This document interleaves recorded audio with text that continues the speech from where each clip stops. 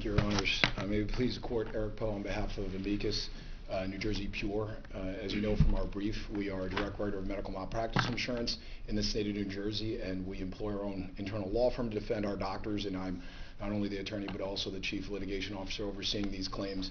And I want to be very brief because I think my esteemed colleague did a very good job of addressing many of the issues that you guys brought up.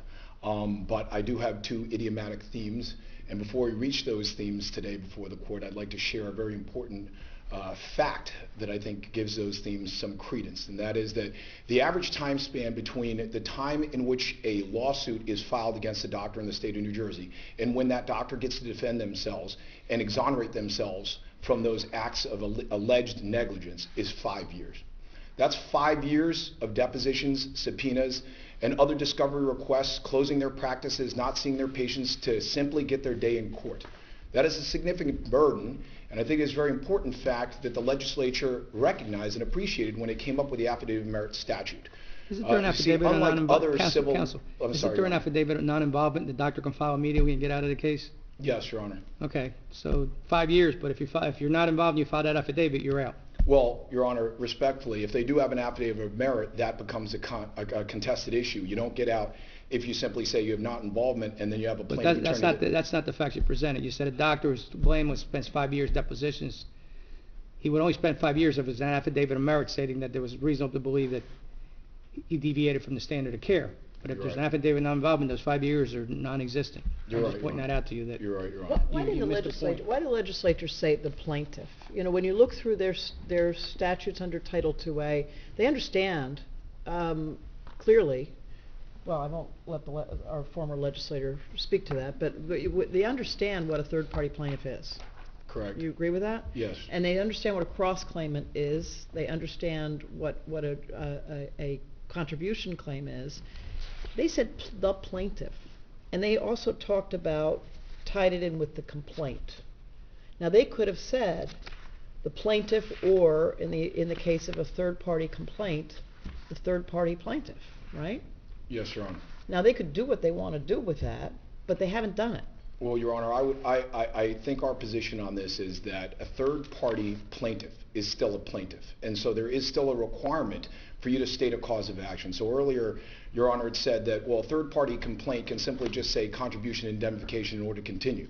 Our position is that the rules of civil procedure require that that third-party plaintiff actually has to state a cause of action. You may be right. When the doctors that your company insures, and there are multiple doctors, and they choose to file claims against one another, whether they're third-party complaints or they're cross claims, they use that general language, do they not?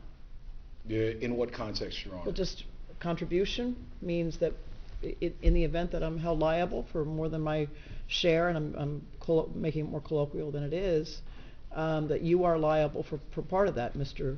Co-defendant. Yes, if they can perfect a claim against us. Right. So you would not want your insureds in that situation to have those claims barred simply because they don't say count one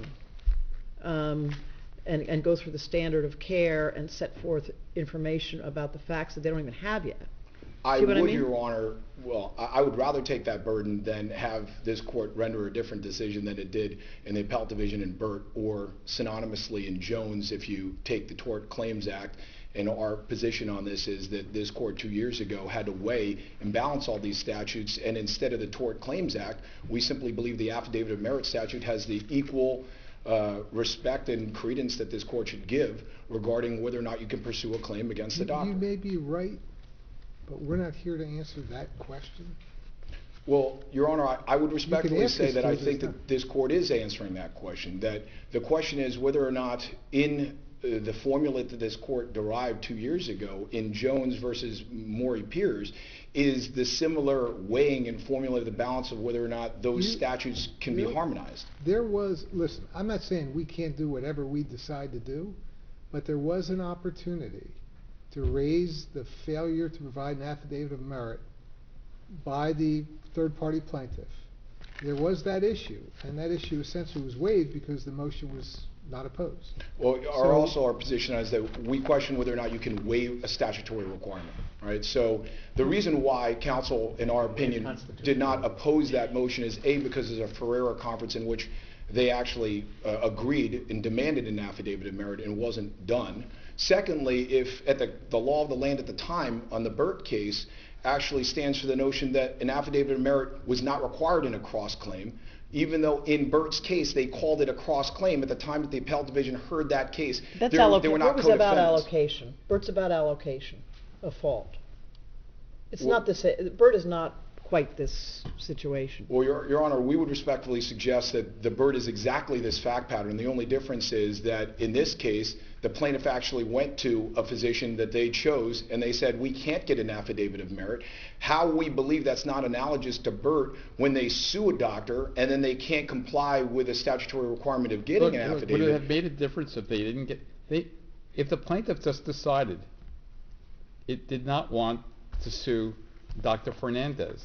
Wasn't that within their right? Or no? It is within their right, Your Honor. So why should that be held against them? They feel that Quest is a responsible party, and they're pursuing them. And if Quest feels that there are people who should share, then they bring them in. That's just the way it's always worked. You're right, Your Honor, and we don't disagree with that. Here's the only thing that we disagree with. The fact that when Your Honor had suggested that it only has a penalty against the plaintiff if they get 60% or more, right? And if they get 59% of an allocation by a trier of fact, they're willing to accept the fact that they don't get to collect whatever percentage is put on They may have Fernandez. made a huge mistake by not bringing in someone else. Right, but what I think, what I don't know if everyone appreciates is the fact that we're allowing this big if to occur requires an insurance company to actually invest well over $150,000 in 5 years defending that doctor with the notion that the big if would not occur. So we're going to raise the rates for all of our doctors, and we're going to have to defend doctors through 5 years of this simply to hope that they're going to get 59% or less, and it would have absolutely no effect on us. How about filing a Problem motion is- to dismiss for failure to provide an affidavit of merit? Well, Your Honor, I agree with that. I would Well, say that. then, this global catastrophe you're painting doesn't exist, because if something comes in like that, you have very competent counsel who will file a motion to dismiss for an affidavit of merit. The court may or may not grant it, depending on what's there. I'm not suggesting. But that takes care of this catastrophe of spending $150,000 for 5 years, because you could be out immediately if there's no affidavit of merit, like perhaps this case. You're right, Ron. I can't address So, the specific procedural question as to why we didn't oppose something that in the Burt case suggested we don't need to. And this case is different from Jones, because in Jones, the plaintiff prejudiced the defendant's ability to file a Tort Claims Act. And in this case, the plaintiff didn't do anything to prejudice Quest from filing a affidavit of merit. And that's a huge difference. But Your Honor, I would offer to the court that in that Jones case, are we suggesting that if the plaintiff didn't do that, that the decision by this court would be different? I believe that the Comparative Negligence Act, this court would have weighed that and said, look, the plaintiff had every opportunity to perfect a claim against the school. They didn't do it, regardless if it's a Why? third-party They complaint or don't want to not. bring them in. I'm trying to understand why in professional negligence cases, our comparative negligence and contribution law works differently. Merely because there's an affidavit of merit required. That's what I'm not understanding. For two reasons. Number one, I think it's very important to recognize that plaintiff attorneys take these cases and they have a 2-year statute of limitations to examine this. It's not like the plaintiff has the ability with the same medical records that the defendant that files a third-party claim has at that time. But they're not required to bring in parties they don't want to litigate against. Then it's up to the defendant to bring them in. That's just the way our contribution law has worked for the last 100 years. Yeah, we agree, Your Honor. The only part that we would say that we disagree with is the fact that if they choose not to bring somebody in, they can't also say that it's an undue, burdensome situation if they suffer the consequences that that person is somebody that's uncollectible. They're willing to accept the consequences. The legislature said, here's how you allocate, here's the way it gets paid, and if they don't get 60% on somebody, they're hurt.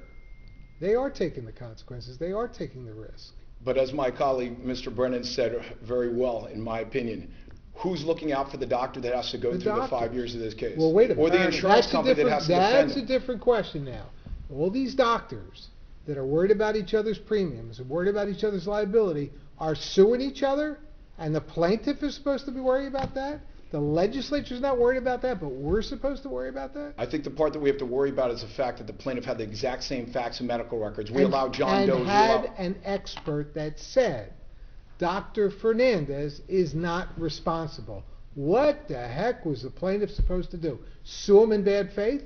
Well, Your Honor, it's funny because I would say that when I added two idiomatic themes today, one of the themes was getting your cake and eating it too. And our adversaries in Amicus here are wanting to argue that in this case, they comply with the affidavit of merit statute simply because they go to a doctor who examines the medical records and say, I don't think I can author an affidavit that your doctor did anything wrong, but they But want to that's get the not their argument. benefits That's of not the their cake. Keep Of going. Their argument is very different from that. Their argument is we're not pursuing a direct claim against this defendant Fernandez. We're just not. And so they're leaving it to the Comparative Negligence Act to sort out the potential fault.